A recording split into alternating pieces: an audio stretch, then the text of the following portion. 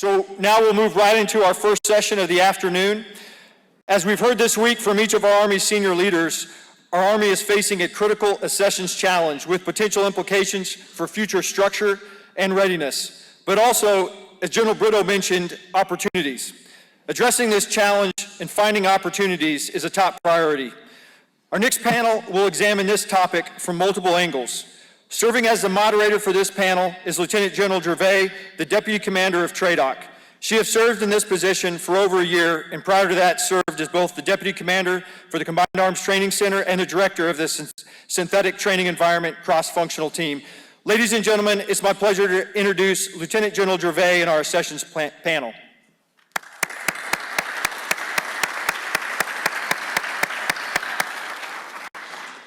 Hey, so good afternoon. How is everybody doing? All right, so you probably got your bellies full, right? And you've had some great lunch, and we appreciate you being here so that we can talk to you about probably one of the most important topics that we have right now based on where we see ourselves as an Army. And ladies and gentlemen, I'm Lieutenant General Maria Gervais. I'm the Deputy Commanding General for TRADOC. And we're pretty excited to be here to talk to you about, the accessions challenge, but more importantly, the opportunity that exists in what the Chief has described as a crisis. And so what I'll talk to you a little bit about is the scope of the challenge, what we already have done about it, kind of what we're seeing that's happening out there, and then more importantly, some of the things that we're looking to do. And you've heard this already because you've heard it all week. The Secretary's talked about it, the Chief has talked about it. But where we see ourselves right now, has the potential to leave our Army the smallest it's been since World War II. Now, you can talk about that in terms of, well, that means some force structure, but I always try to bring it back and go, yes, that means we may have to take some force structure cuts, but I think the thing that concerns me the most is that the fact that we will have to send America's sons and daughters, all of us, into harm's way in much smaller formations. And what we are looking at right now is how do we pull the nose of this aircraft that is in a nosedive and has been in a nosedive for, I'll just tell you from the data that I've seen, for about 14 plus months. The good news is that aircraft is coming up.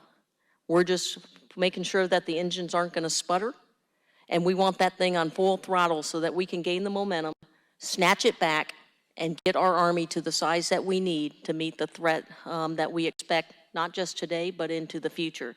So I'm very honored to have here with me Sergeant Major Hendricks, the TRADOC Sergeant Major. We also have Major General Johnny Davis, who is the Cadet Command CG. He will relinquish command of Cadet Command next week, and in the first week of October, he will become the Recruiting Commander CG.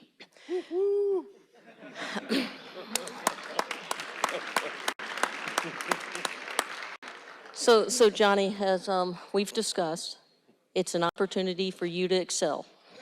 So keep that in mind, okay?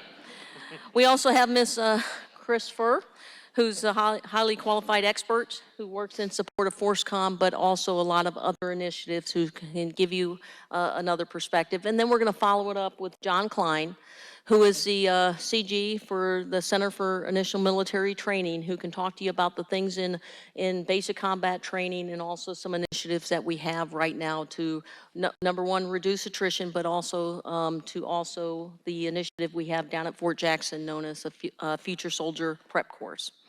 So, you've kind of heard it. Yes, we are in a war for talent, but quite frankly, we've been in that war for quite some time. And, it's probably the toughest recruiting environment that we have seen since 1973. Now, you go back and you look at our recruiting environment, through our history, there's only been a couple times when we have not met what we have had to do from a mission standpoint. You can go back and look at the 06 to 08 time frame based on what was happening. We got close, we had incentives, we ended up pulling out from it. We missed when we were growing the Army in 2018. Okay, now even though we came out of 2 years of the pandemic, the COVID pandemic, even as tough as it was as we were no longer in the high schools and we had to do things virtually, at the end of the day, we still met end strength. But although we met end strength, I think what happened during this period of time is that we probably didn't see the red flags that were presenting themselves that said, there is a recruiting challenge. It kind of got masked because at the end of the day, when you can meet end strength, you may not see the red flares that are happening in one area. And just so everybody kind of has the same sight picture. So, when you talk about end strength, we have accessions, both officer and enlisted, and that's called, just think of that as recruiting. That's the R for recruiting. And then in the middle, there is the thing called attrition, the big A. Now, attrition is also in basic combat training and AIT, but attrition is also in the operational force in our units. And then we have the other big part of that equation, which is called retention. And all three of those come together so that you can talk about what is the end strength. And so what we have really seen right now is that we are not going to meet end strength. And end strength, although we're exceeding our retention goals right now, we have some challenges in the attrition piece in terms of what is happening from the operational perspective. We have a lower attrition rate right now in our initial military training that's taken place.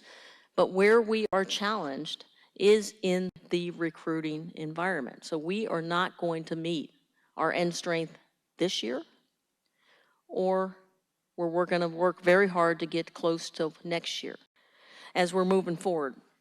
So as we're looking at the recruiting environment, we kind of took a look at what is actually happening in the environment. And you kind of saw a little bit of that this morning when General Brito was talking about. But yes, whenever unemployment's down, and it's running about 3.6, although inflation is high, what we have right now is a very tough recruiting environment because a lot of our competitors out there, like Amazon, Starbucks, go to Chick-fil-A, guess what they're offering right now? Higher pay, and then they're also offering some tuition assistance and other incentives for their employees as they're going through. So what we're seeing is competition for talent. We're also seeing that only 4.4% of our nation actually serves in one of the services. 83% who had a family member that has served. Only 23% of the nation, when we say even qualifies, I'm going to put a caveat on that.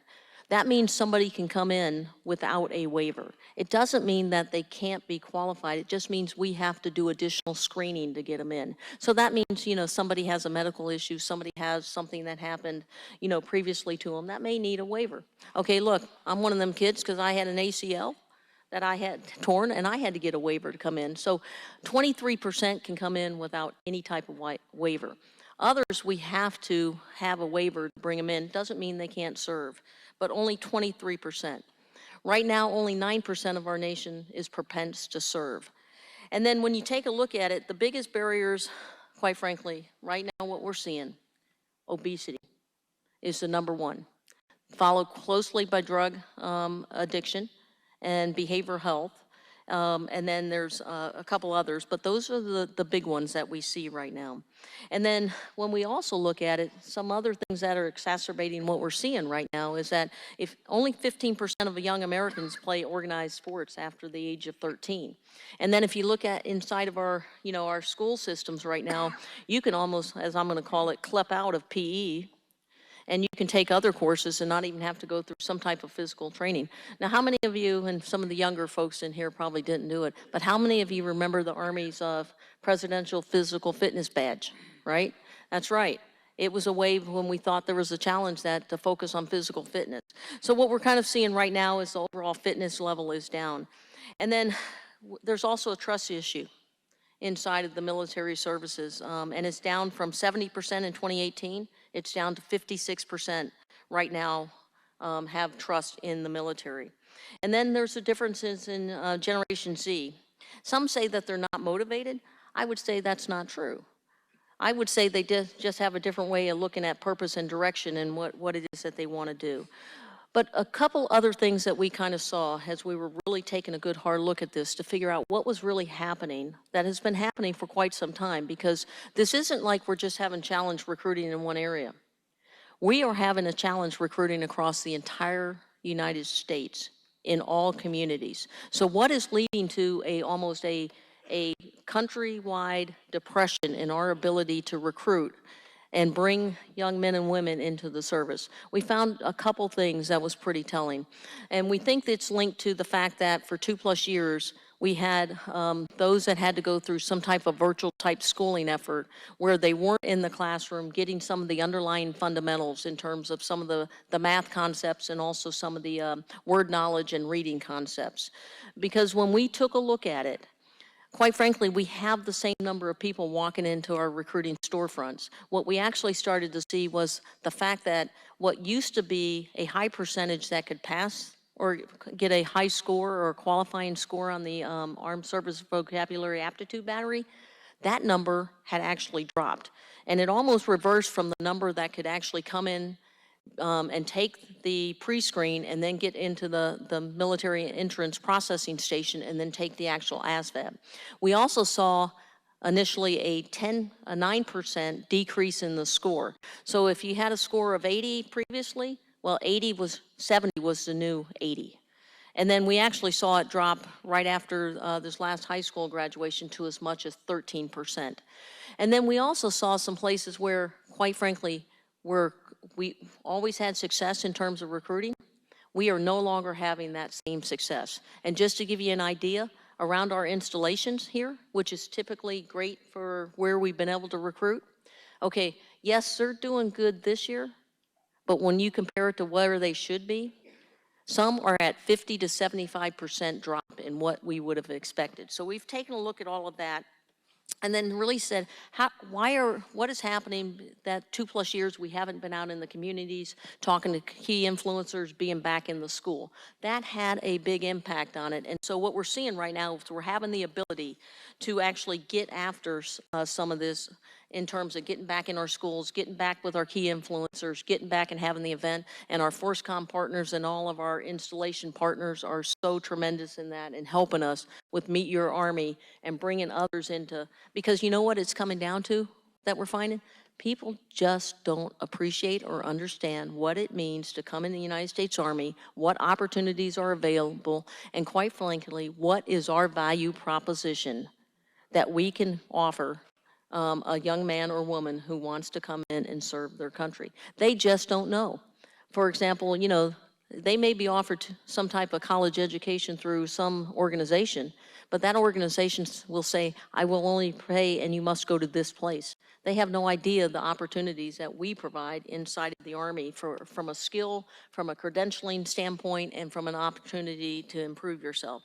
So as we took a look at that, there were a bunch of things that we really had to get after, and we call them the headwinds, because they're not going away. We haven't had any indicators that have shown that it's going to get better anytime soon, even though we are making progress.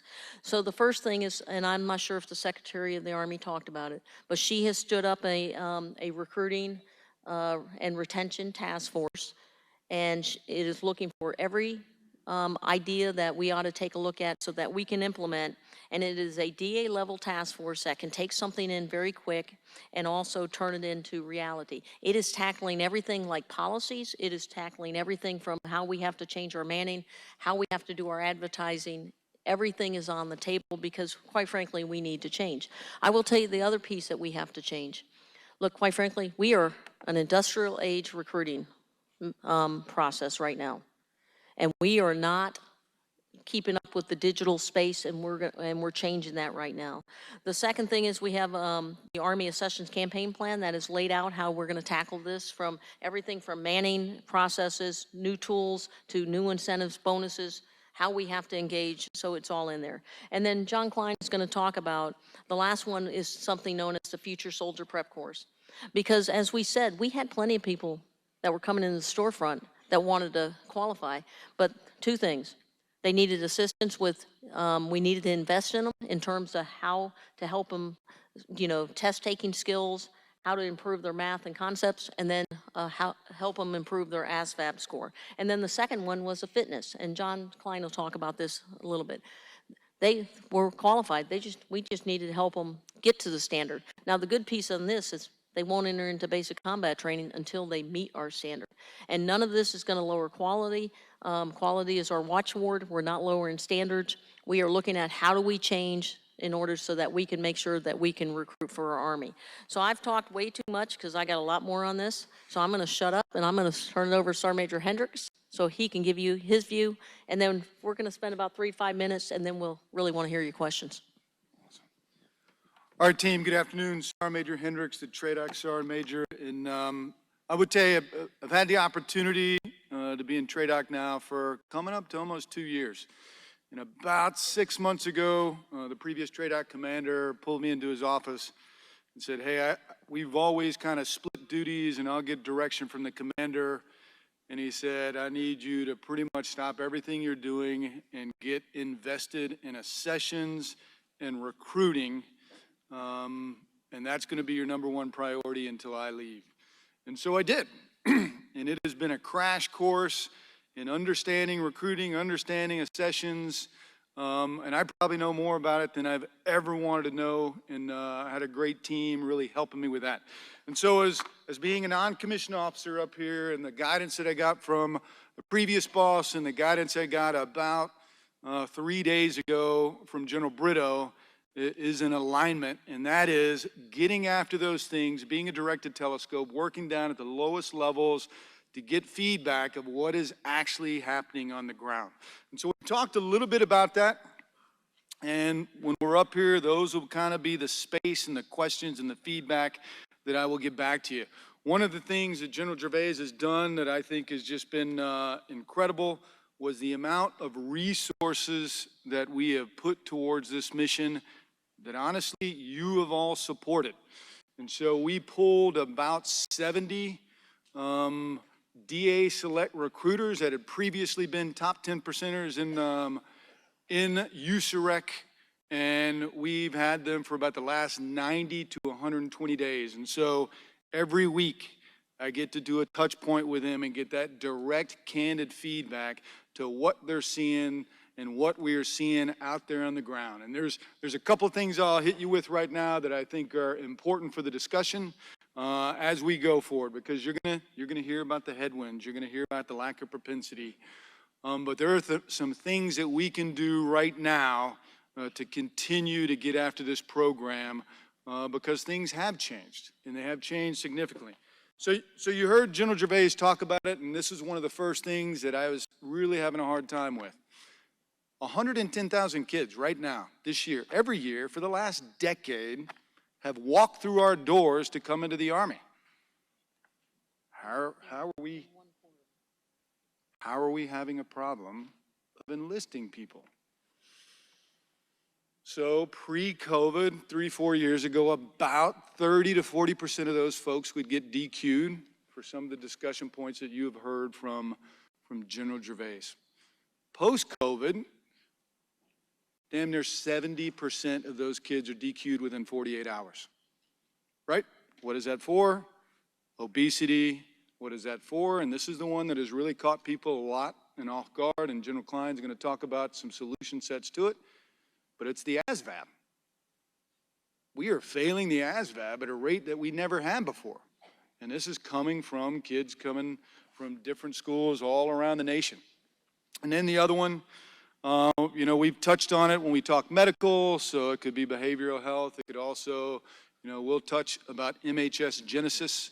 But the other thing that we haven't even addressed yet, that you're seeing all across other nations, is we currently have 38 to 39 different states that have authorized the legal use of marijuana. The Army's going to have to face that problem at some point because it is having an impact on what we're doing and how we recruit. So that is a big piece of what we're seeing and what we're facing. We still have a large group of young kids who want to come into the Army and serve, but they're not meeting the standard.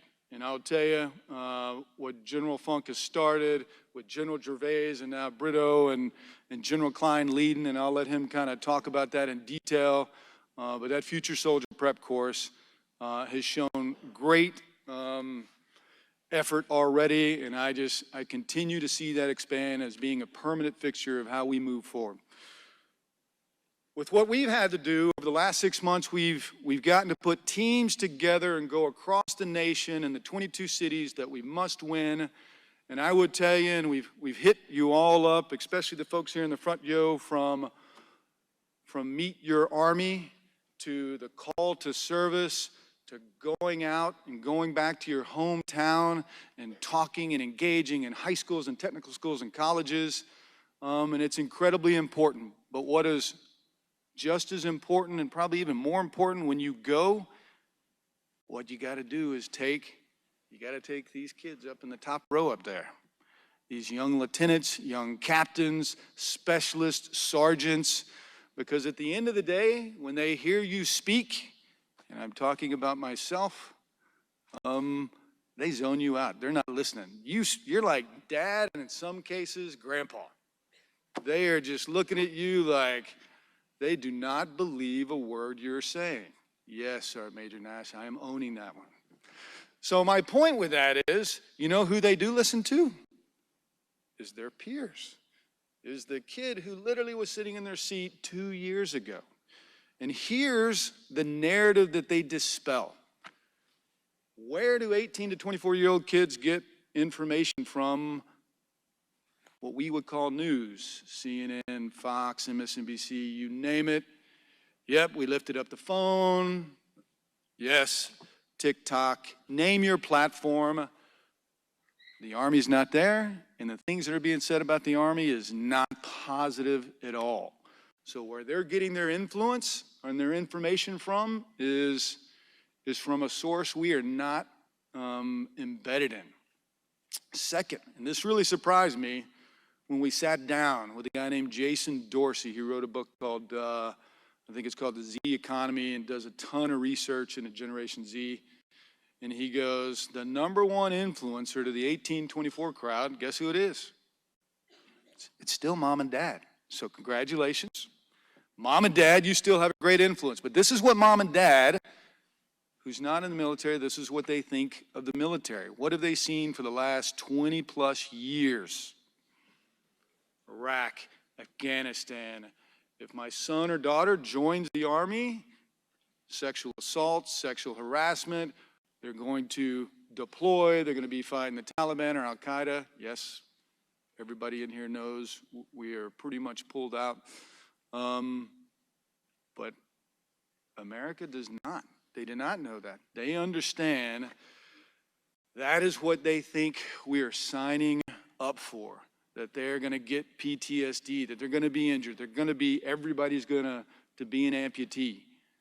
When you go out to these events, when we've got soldiers getting ready to come in, and these are young kids that have raised their hand, Future Soldier program, I've been to about 6 of them, and it's excitement, it's incredible, males, females, across the spectrum, and they're coming in the Army, and it is powerful. And then I turn around and look at the parents. What do you think the parents think? They're terrified, they're crying, they're incredibly concerned, and you go talk to them, and everything that I just described is what you get feedback and hearing from.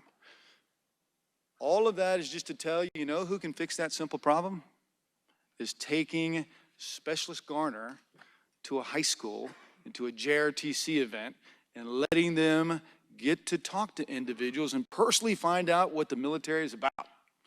And they'll tell them. They don't even have to be a great speaker. They've just got to be a soldier who is here, loves what they're doing, and take them with you, and you'll be impressed with what they can do. So we've been doing these kind of events, call to service. The other big thing is we found out, you'll be amazed at how many folks outside your camp, post, or base have actually never been on your base. So if they're not directly associated with the military, it is very hard for someone to get on your base. I run into multiple people, multiple families who just have not had that opportunity. So we'll talk through that. We just got done at the Nominative Solutions Summit. We've talked a lot about accessions, and the other thing we talked a lot about with solutions to them is going to be retention as well. It's the flip side of this problem set as we talk about end strength for the Army. And then more importantly, what is it that we can do going forward? And so there are some great ideas on the table. There are some great pilots that are already showing success, and I think we'll hit a lot of those in today's events. And with that, I'm going to stop there so we can let some others talk. Thanks, Sergeant Major. Thanks, ma'am. Well, my name is Johnny Davis, and I'm currently the U.S. Army Cadet Command CG. So I've swam in the Accessions lane over the last 13 months, and I'll tell you what I've learned.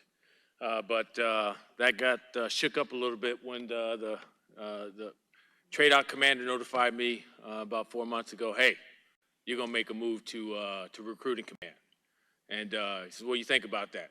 I said, I'm your huckleberry, and I'm all in. Because I've swam this lane. Again, I'm a kid from Milwaukee, Wisconsin, who wanted to serve, who needed a way to pay for college. I got student loans to get into the door, and then I found my way to ROTC. That was 32 years ago. Never thought I would be in the position I am now. Family that is serving. My oldest daughter is in 2nd SFAB, will deploy here shortly. Second daughter, 8 years in the Marine Corps, is currently attending the Citadel with her husband, and will graduate this December. I have a daughter in JROTC, and I got a 10-year-old, I think, who wants to go in the Space Force. But bottom line, there's a lot going on in our house.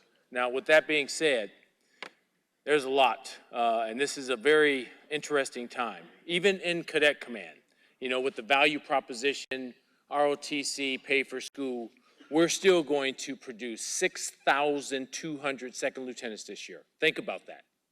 6,200, and we need them. That's about 400 more than mission, and this nation needs all those great lieutenants and warriors. I was one of them 32 years ago. I think we have mostly ROTC grads here with me, so you know what that is all about. But where am I going? I know about the recruiting environment. I travel the world to visit my professor of military sciences at their colleges. I find a way to also visit the JRTCs, and I also find a way to speak with recruiters. And I will tell you, just like if I'm sure there's folks in here who've worked with me in the past, I'm all about taking care of people. And if folks are out there, and I'll tell you, this recruiting force, they're us. They are us. And we've asked them to go wherever they are in the nation and help this Army. Think about that. They're in Bangor, Maine. They're in the Marianas Islands. They're in Guam. They're in Key West. They're, Wisconsin, Chicago. We've taken them out of the force, and we've asked them to go recruit for us. So my goal is to focus on this organization. My goal is to see where I can help each one of these men and women, those staff sergeants, those sergeant first class, okay? And I think that's so important. I want to reduce the stress on the force. I know their rucksacks are full, and I can't wait to jump in and help take some of those rocks out of their rucksack. And I know there's some in here who will probably have some recruiting background, and you know what I'm talking about. I want to look at the training. I want to understand, is the 6 weeks that we take a superstar out of the force and train them and then place them in, Menominee Falls, Wisconsin, whether that's enough. So this is something we got to really take a look at. I want to reinvigorate the relevance of Army service. But in order to do that, I got to take care of these wonderful men and women who are out there representing us in recruiting command. I'm totally focused on that. And I want to know what works, what doesn't work, and I owe General Gervais and the entire Army team of what we can do to empower them to get out there and drive change, and then tell their Army story. And that's so very important, telling that Army story. Because remember, that value proposition caught me as an 18-year-old service to this nation. And I want to also ask each and every one of you to do the same thing. Just tell your Army story. It's so very important. Because each of you, like me, like all of us, we have our own story. So I'll stop right there. I cannot wait to jump into this position, because I know I got the help of every soldier in the United States Army to get through this and win the day, because that's who we are.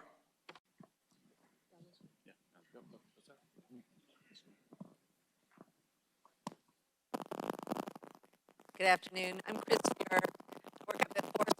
Before that, I was one of the climate and culture co-leads on the IRC.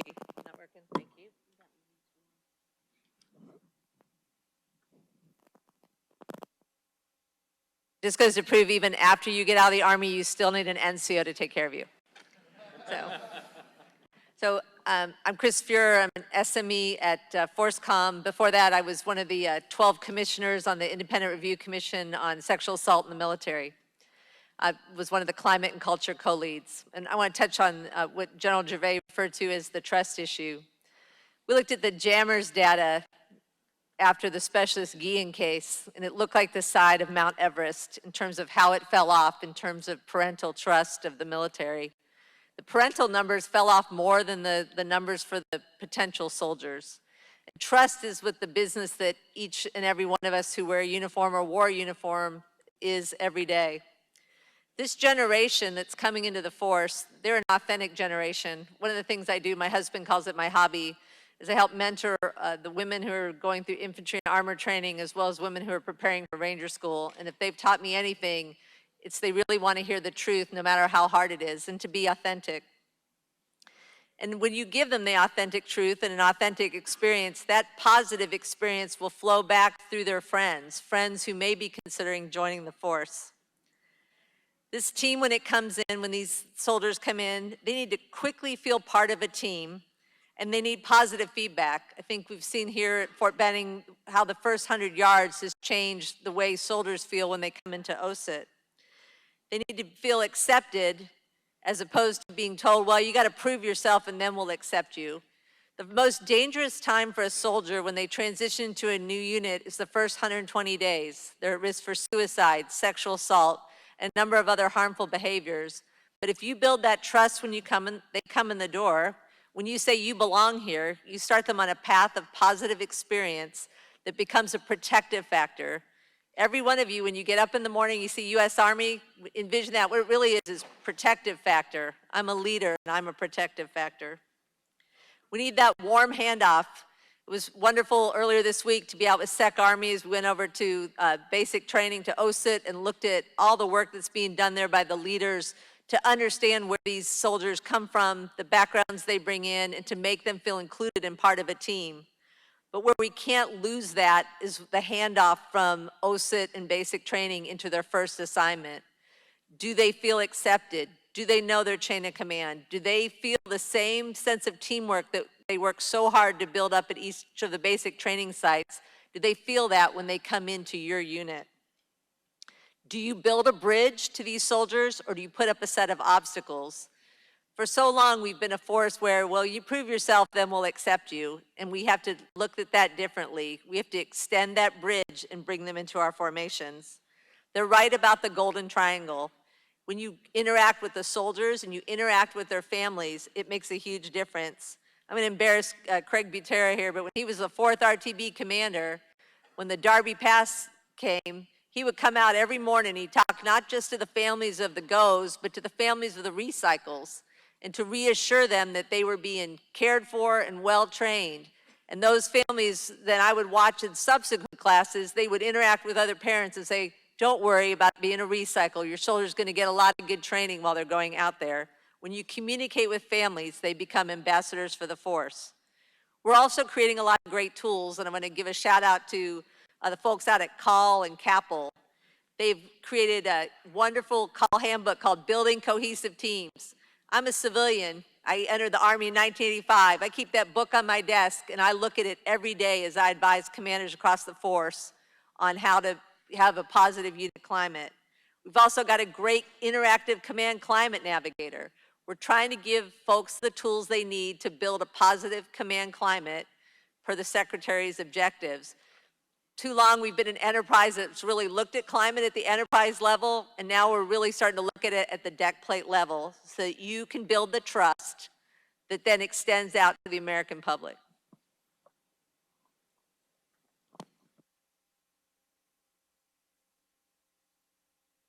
Test. There we go.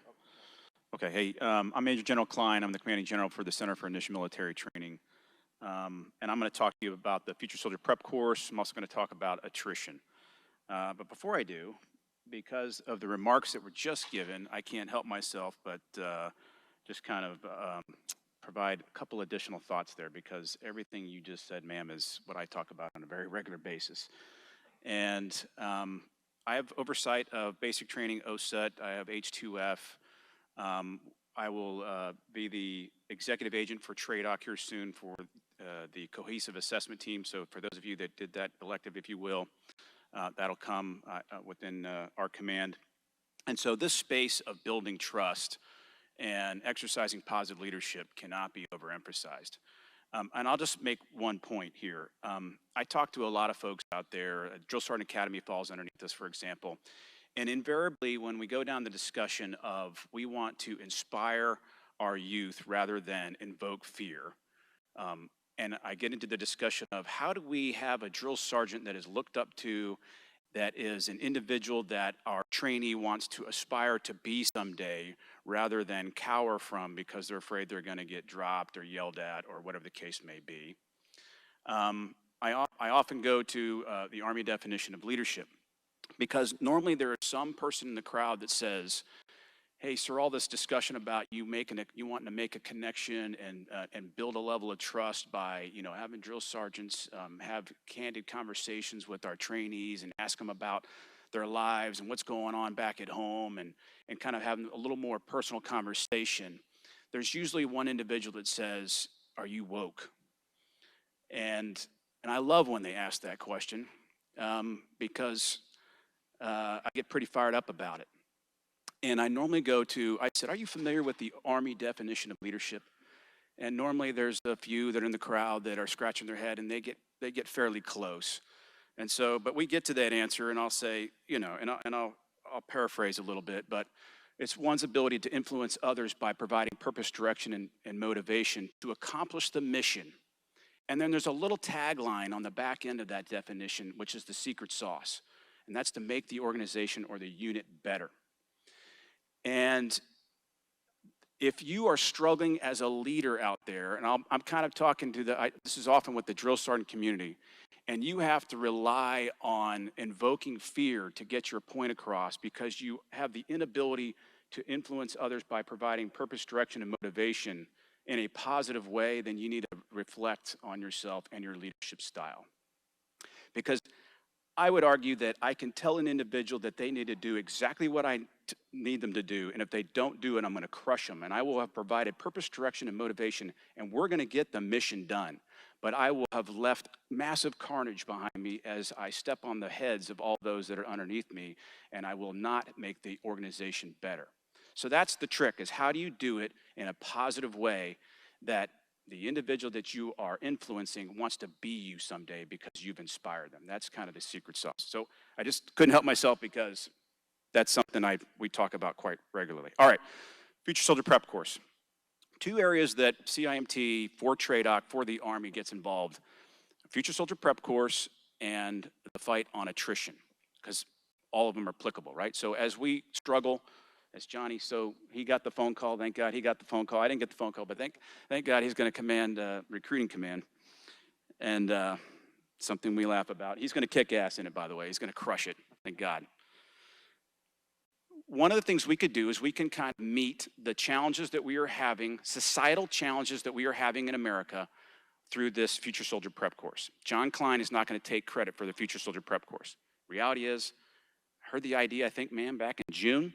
And under the leadership of General Gervais and my deputy at the time, General Michaelis at Fort Jackson, and his wonderful team down there, and the collaboration from the Army staff, the Secretariat, everybody, they came together, they adjusted some policies, and they came up with what we know as the Future Soldier Prep Course. I'll summarize very briefly so people are at least conversant on it. As was mentioned earlier by General Gervais, the first thing that everybody needs to help communicate is the Army is not lowering a single standard for the future youth coming into our Army. No standard is being jeopardized there. What we're doing is we are elevating them, the individuals, soon-to-be soldier, trainee, delayed trainees, what we call them, so they can achieve what is required either through their body fat or academically, because you heard earlier they're struggling with the ASVAB. So 2 tracks came out of the Future Soldier Prep Course. There's an academic track and there is a physical track. The way this works, there's a current program right now. Its policy has been around since 2019. I won't get into a whole bunch of acronyms out there, but there's one out there, you may hear about it, ARMS 2.0. And a policy was let to allow individuals that are 2% above the accessions threshold to come in and enlist within our Army. If you're unfamiliar with it within the United States Army, I see we got some Marines down here. They have a much tougher standard, but for the accession standard for the Army, if you are a male between the ages of 17 to 24, you have to be at 24% body fat. If you're a female between the ages of 17 and 24, you have to be at 30% body fat. By the way, I also have oversight of the Army body composition program, so I'm kind of in the space quite a bit. 2.0 allowed for 2% above that, so respectively, you could be at 26 for a male and you could be at 32 for a female. What we did with the Future Soldier Prep course, because we are going to have the opportunity to work with individuals up to 90 days, is we extended that a little bit further. And we said, okay, we're going to allow up to 6% over that accession standard. So it's be 30% for a male, 36 for a female. I can see there's a gasp in the room as everybody hears those numbers. Yes, they're high numbers. But through the implementation of holistic health and fitness, which is embedded in the Future Soldier Prep course, all 5 domains, we are able to work down in a healthy way the higher body fat and bring it down to that 2% over in accordance with the original policy. It's only at that point when they're able to achieve the standard are they then allowed to enter basic combat training, okay? That's the physical side of it. They get taped every week. We are using the tape test, and they will be in there up to 90 days. If they cannot achieve the standard within 90 days, then we do a Chapter 11 on them. They're able to come back and do it all over again within 6 months, okay? That's what we're doing on the physical track. Then there's the academic track. Frankly, most of the population that we have right now is in the academic track. It's not in the physical track. I'll share some raw numbers with you here in a second. Most of the challenge that we have, and frankly, a lot of success that we're having is in this academic track. So if you are an individual, you want to join our great team, and you have scored somewhere between 21 and 30 on the ASVAB, then you can come into the Future Soldier Prep course, and you come in as an 09 Mike. You do not have an MOS. Go down to Fort Jackson, South Carolina. I mean, you go through the MEPS, you get bused down to Fort Jackson, South Carolina. You get picked up by a great team. 161 is down there. They've been remissioned, 1st Battalion, 61st. And that team will bring you on. And it follows the model that is very close to BSEP, which exists in pretty much every installation, camp, post, and station out there across the Army. And I will summarize it with, these are normally contracted individuals that are helping our soldiers raise their score because they want to potentially reclassify into a new MOS, for example, right? It's been going on for many, many years, since the 70s, actually. BSEP's been around, I think, since 73. What we've done, though, is those educators have now trained second lieutenants, complements of this officer right here, who gave us some of those lieutenants from Cadet Command, that have the skill sets academically to serve as tutors. And we are also using some of our drill sergeant cadre to do the same because they have the skill sets. And as I was sharing with General Gervais, who's been down there to see it, if you see this, it will absolutely inspire you when you watch it. It caught me a little bit off guard, frankly. I went down there and I thought, okay, I'm going to watch a bunch of young lieutenants that are going to be running around, and then I don't know what I was going to envision, but when I went down there, everybody had a head down. Their noses were in their books, and we got young lieutenants that came right out of, okay, I got to hustle. They came right out of school, and they are moving out and educating our youth out there.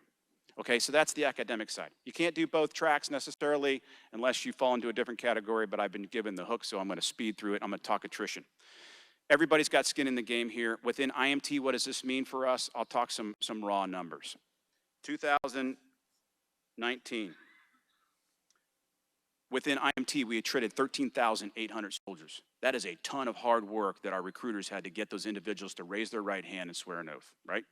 13,800. The top 3 factors for us, once they're in IMT, you heard about obesity, you heard about a couple other factors. Once they're within IMT, number 1 factor is ETPS, existed prior to service, EPTS, or existed prior to service.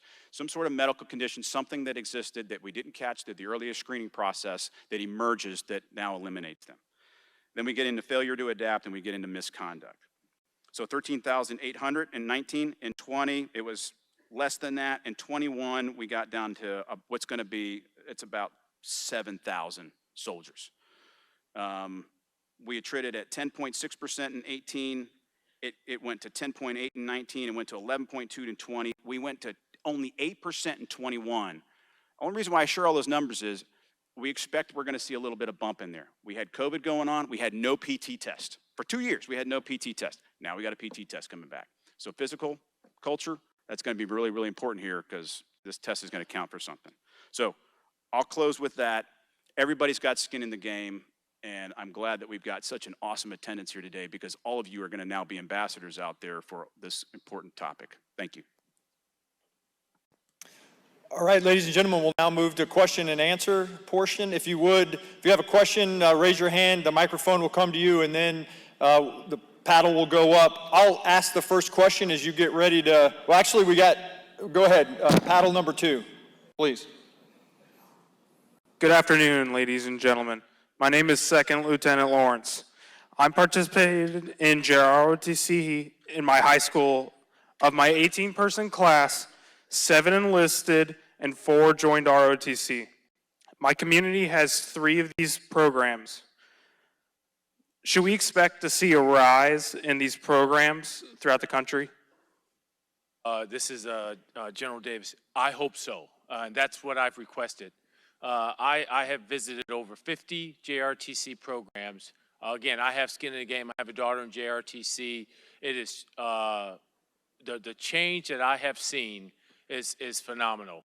And I will tell each and every one of you, when you go back to your hometowns, if there's a JRTC there, visit. We're only in 5% of the high schools in the United States, and it is the best citizenship program in the nation, period. Number 1 focus, civics, teamwork, and all the things, leadership. So I have 1,700 programs across the nation. That's only in 5% of the U.S. high schools. And JRTC, those who have enlisted, about 44% have had some exposure to JRTC. Some will tell you their friend was in JRTC and then helped them look to national service. So I have requested, and it is still going through, and I don't want to get ahead of the Secretary or the Chief, but we would like to expand this by 50 programs a year for 5 years, 250 programs. It means when I place a JRTC into a high school, I want to have at least 1,000 to 2,000 students so that we can touch up to 300,000 additional, future super citizens. That's the key. Now, if we benefit from that, that's hugely great. But I have visited programs, and they've all produced.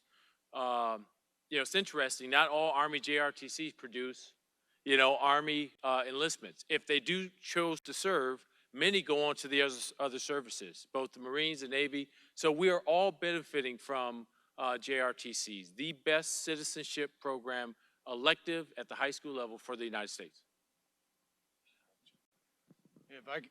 I would tell you I had the opportunity to do a podcast on this topic, and they asked me, hey, if there's one thing in the world you could change for not just the Army, the Department of Defense, I'm telling you, it's JROTC. What you just described, everywhere I've ever gone, and you go to these programs, kids that are in those programs have a much higher propensity to serve, whether it's enlisted, whether it's officer, they're physically fit, they do a higher rate of graduation from high school, a higher rate of graduation of college. I mean, it's impressive. There are 22 national events across the nation, and they all start with regional events. So you get to go down and go to those events and talk to these kids, and I'm telling you, when you do it and you take some of your soldiers down there, you're just going to be blown away by the resources that are. And it is a civics program, but I'm telling you, it is a great place where we are going to have some cross connectivity between USAREC and Cadet Command. Gentlemen, thank you. We'll go back to paddle number 2. Looks like we have a line foreman over there. Go ahead. Is it on? There we go. Okay. All right, ladies and gentlemen, Sergeant Major. I'm Sergeant First Class Pegler, prior drill sergeant, current student in SLC.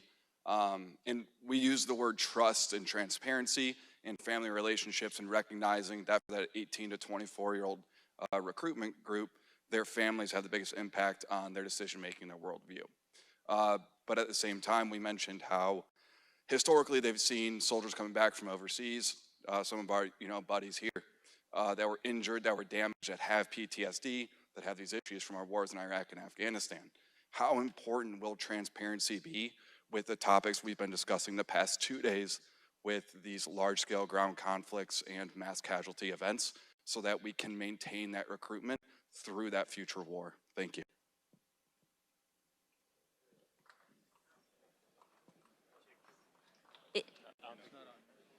Hey, so I think if hearing the question up here, I think your question comes down to understanding how transparent are we going to be based on the last 20 years of what has transpired, and as we're moving into large-scale combat operations, the potential for the similar type situation or more. How transparent are we going to be with the nation in terms of, the getting injured, things of that nature that impact recruiting? Is that kind of where you're going with your question? Yes, that's correct, ma'am. And I know the drill sergeants here, drill sergeant leaders, the officers in charge of the organizations, we do a really good job and did a really good job of making sure our trainees understood what they were getting into. I know Drill Sergeant Flores, the drill sergeant with me, something that we try to develop their understanding of what their future looks like. But it's important that on the recruiting end, we explain to them, hey, it's not Afghanistan, it's not Iraq, it's a new fight, a new enemy, and a new moral causation for you to join.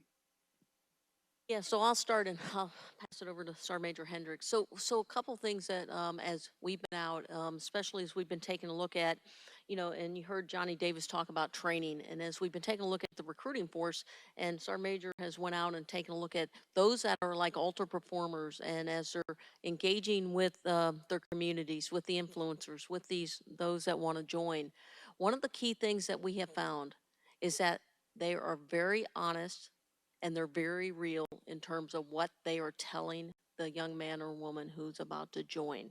And they will tell you being genuine, being upfront is the thing that actually helps them in terms of taking somebody who is interested, in terms of bringing them into getting to a signed contract. That was one of the big difference makers. As we've been out also talking to them, I will tell you that question comes up. But at the end of the day, the recruiter explains what the opportunities are, that we talk about being part of a very cohesive team. We talk about that bond that you have within your squad and the trust that has been established.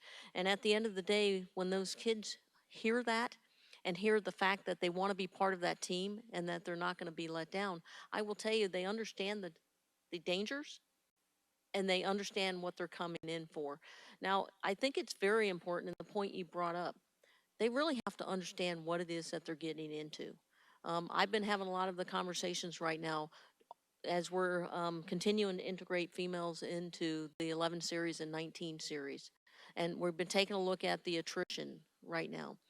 One of the questions I always ask is, does that young woman understand what she's coming in to do and the job she's going to have to perform?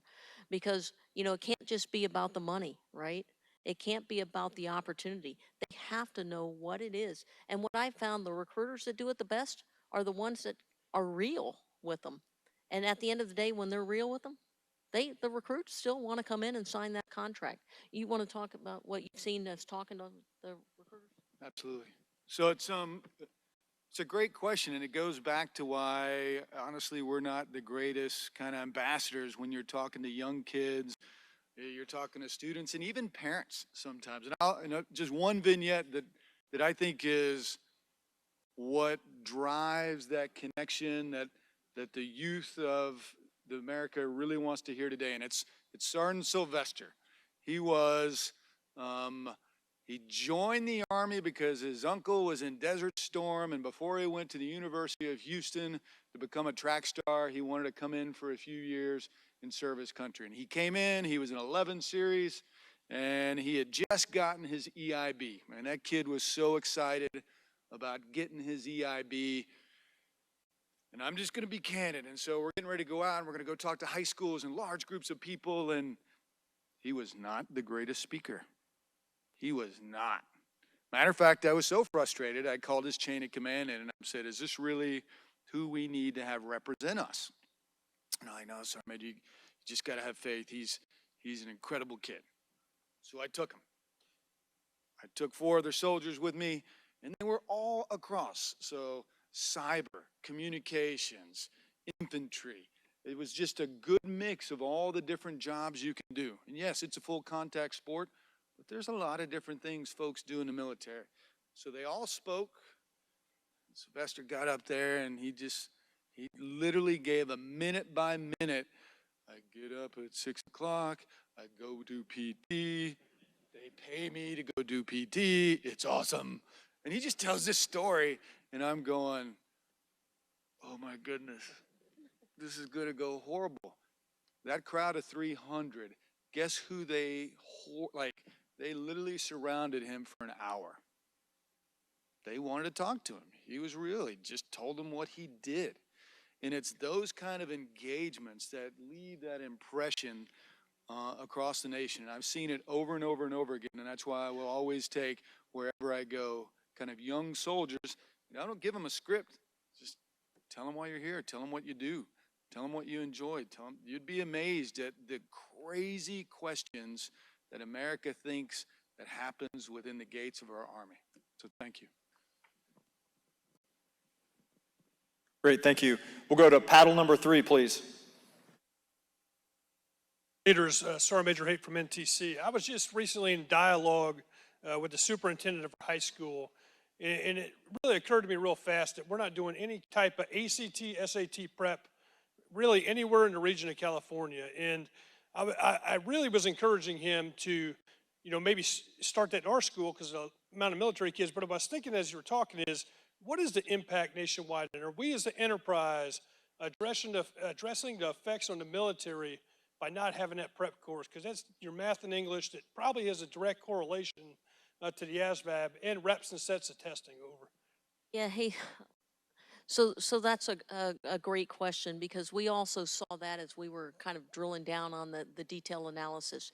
You're exactly right. Colleges and universities were no longer requiring the SAT and ACT. So we saw an absolute deficit in test taking skills. Now, what we did see in junior ROTC, Army has a great program called March to Success, which is actually very successful in not just preparing for the ASVAB, but ACT and SAT. And so, we have to do a better job articulating that to the schools that are out there. But to get back to the last part. So initially, when we did the analysis on this, and we took a look at what potentially 2 years of virtual schooling or a different way of delivering the educational piece, we thought the impact was going to be 6 to 8 years, just because you saw the kind of the domino effect. Now, we're reassessing that right now because a report just came out that said the lowest reading and math scores across our nation in, the lower grades that we've ever had in 20 years. And we haven't seen the same report come out for high schools yet. So originally what we thought was going to be, and educators thought was going to be about a 6 to 8 year to come out of, we think it's potentially longer. So what we are actually doing is going back and reinforcing our message. With this task force, we have identified things that we call whole of government, things that we need to work with the Department of Labor with, Department of Education. What are the things that we have to come in and kind of ask to go back in and kind of readdress? And so I think, from our standpoint, we've been focusing a lot right now on engaging who are those key influencers in communities. We also have our civilian aides to the Secretary of the Army that are engaging. And then we're also engaging with a lot of the different school districts, the regional school districts, the high school counselors, coming back in again with those touch points so that we can now, it's unfortunate, right? We all had to telework too, right? Remember we went through this, some of us more so than others. What I found very interesting is when you came back, everything that we knew about staff processes or the things that were routine, we had to go back and learn, make the routine things routine, right? We kind of lost that muscle memory. We're seeing the exact same thing in our engagements as we're going back out. Something as simple as, how do you come back into a high school, establish that relationships? And quite frankly, we've had recruiters that have done nothing but virtual. So now they're going in their communities, they're out there trying to build those relationships, understand how to do that face-to-face. So we're working really hard across all those boards, at every level to try and address this challenge as we're moving forward. But great question, because you're exactly right. what is it that our nation's going to move to, ACT and SAT, because it was kind of the thing that was determined, or the discriminator, or what was the lend itself to choosing one over the other. So great question on that. And I think we have like 32 seconds. Yes, ma'am. I was going to say, ma'am, up to you. We can take one more question, or I can turn it over to you for closing comments. Okay. Hey, thanks a lot, team, and thanks a lot for allowing us. Curtis, thank you very much to you and your team for allowing us to come in and talk about this, because I think the last key message is, look, it's not just the recruiters on the ground. We all own this, and we need your help engaging across the board, because you know the whole of Army in this is going to make the big difference. And Curtis, I just want to give a shout out to you and your team, because teammates, it was second lieutenants from the Maneuver Center of Excellence who went down to Fort Jackson when we told the secretary, or informed the Secretary of the Army, that we needed to do a rehearsal before we started our pilot. And if you could have seen the second lieutenants in there taking our volunteers and teaching those classes and teaching them the fundamentals and then watching them crush it on that test, it was amazing. And so thank you very much to the center here for taking the lead on that to help us get that pilot off the ground. So thank you very much.